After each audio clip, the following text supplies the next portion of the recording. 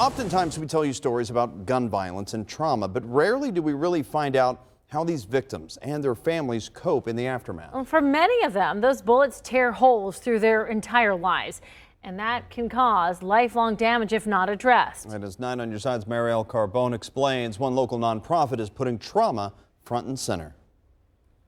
In his life, I was hospitalized 3 times from street violence where I was stabbed. And his family's. I have 3 sons that's been shot, 2 grandsons that's been shot, a niece that was shot and killed on Findlay Market. The trauma never seemed to stop. Back to back to back, devastating things have been happening. To get over it, Stay to myself, think about it, accept it, process it. he was doing it alone, but not anymore. Walter Metz started coming to the Trauma Recovery Center at Seven Hills Neighborhood House, talking through the gun violence that's devastated his family with Sheila Nard. I trust in her, and I trust in what she's doing. Lots of times, individuals don't see their situations as traumatic events. It's been going on so long, it's like a habit. So what we try to do is instill hope in individuals, hope and healing. Nard is the director of the Trauma Recovery Center. The center is one of only 5 trauma centers in Ohio, funded by then Attorney General Mike DeWine in 2016.